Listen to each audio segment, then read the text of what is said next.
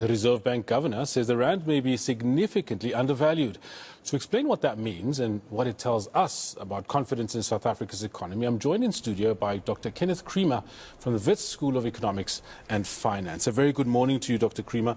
Can you please tell us a little bit about what Lesetja Kganyago said? What did he mean when he said the rand is undervalued and that the Big Mac's index comes in to help illustrate that? Can you unpack that for us, please? Yes, I suppose we should look at mathematically what did he mean, and then from a policy perspective, what is he talking about? So mathematically, the Big Mac index is a very well-known index developed by The Economist magazine in the UK many years ago.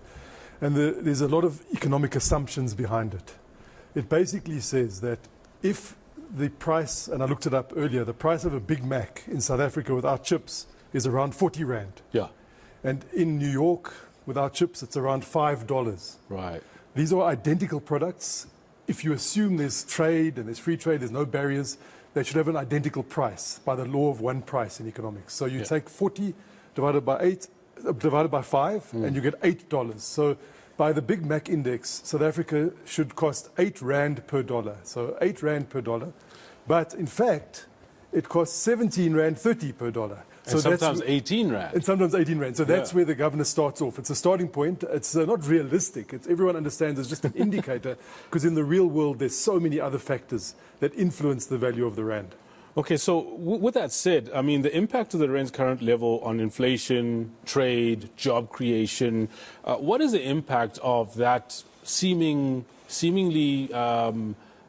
unworkable formula?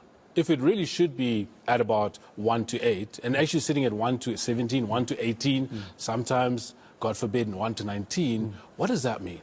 It means that there's many other factors other than the Big Mac index that are influencing the value of the rand. So it's about supply and demand for the rand. So if there's a lot of demand for the South African rand, then the rand will tend to get stronger and go closer to that Big Mac prediction.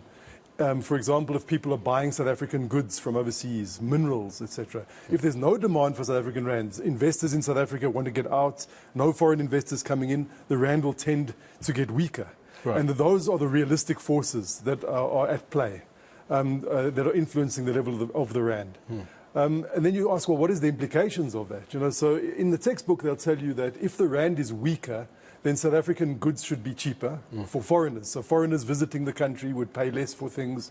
We would be able to export more, and that should be good for growth. It should be good for jobs. On the other hand, if the rand is stronger, then it could be good for importers.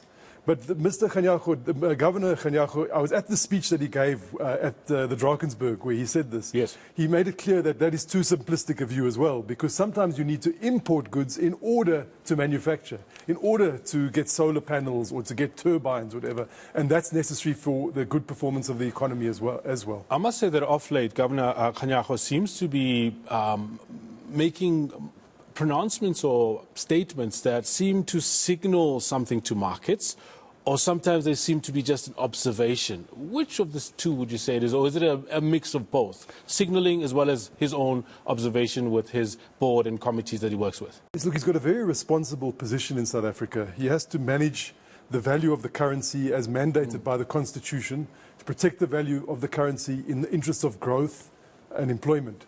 And I think that he is signaling, consciously signaling, and he's saying we could enter a phase whereby the rand, he called it a more mature phase. Because if your inflation rate is higher than your trading partners, you will tend to have an ongoing devaluation of your currency in order to compensate for that. So he's saying if we enter a phase where we control our inflation, he's targeting 3%, rather than the range of around 4.5%, between 3 and 6. He's indicating that we could enter a more mature phase where the rand will not be constantly depreciating, devaluing, and will be less volatile. And that is what he's trying to say, that we can achieve that new phase 35 years into democracy, or 30 years into democracy, where we have a new understanding of the role of the rand. Let's see if we can connect dots here to a maybe slightly broader picture. South Africa has been removed from the FATF's grey list, and it's a reputational boost of note. Could that narrow the gap between the rand's market value and what Lesetja Kganyago has said is actually its real fair value? Yes, so for the last 15 years or so, the rand has generally been volatile and has been depreciating, and it's had a number of shocks that come along the way: load shedding, corruption, and then in addition to that, there was the downgrade by the rating agencies of South Africa as sub-investment grade, and then on top of that, we were grey listed to say that they don't really trust the way we're managing our criminal justice system, our financial intelligence system. It's not trustworthy, it's being abused by criminals, and therefore we're on the grey list.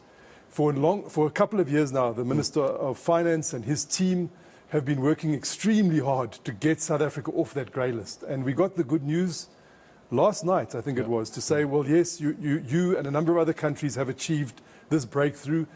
You've done enough. You've done the 21 points that we told you to do, and you've addressed all of those points, and we trust that you can come off that grey list. In terms of the rand, exactly what you say, because now it's a more favorable destination. It's easier to invest in South Africa. You don't have to look at it quite as closely if you're a foreign investor, because you get the trust, the halo effect that this is a non-grey listed country. In the foreign exchange market, that will tend to strengthen the rand, because there's more demand for the currency as people come in, which will, as you say, begin to close that gap to the Big Mac index. So it's about, in essence, it's about those 21 factors that were given to South Africa to address and come back favorably on. It's about South Africa looking like it's more stable. It's about South Africa looking like it's a more favorable environment for outsiders to invest in, because it takes care of things like corruption. It's got stable regulation, stable policies, as well as accountability when those things are not adhered to. So something like the Madlanga Commission, the Parliamentary Ad Hoc Committee on Mkwana's allegations, how does that feed into that particular space? Because everybody's watching. Yeah, so one of the grey listing requirements was to know who is the beneficial owner of something. You know, with entities, suddenly you set up an entity, ABC. Who is ABC? Who's behind ABC? They required us to get into the detail of that, to know that the financial intelligence structures can know who they're dealing with, the banks can know who they're dealing with. It's very important that we do that. The startling problems that we have being revealed, it's actually too much to absorb quickly, but I'm sure the market will absorb over time. The revelations around the breakdowns in the policing, criminal justice system, I think it can go either way. If we just get left hanging with these startling revelations, that cannot really be good for South Africa's reputation and for the rand. If it gets resolved and we feel like there's some forward movement, this commission has achieved ABC, the following people have been held accountable, these are the consequences, this is how the police will now be run, this is how the prosecutors, magistrates and the courts will be run, that will be a positive outcome. But I think we're very much in the balance right now. No, fantastic. Dr. Kenneth Creamer, thank you so much for that. As you can hear, the value of the rand is not only about currency. It's about confidence, credibility in the economy itself, as well as action when recommendations come out of these particular processes. That was Dr. Kenneth Creamer from the Wits School of Economics and Finance.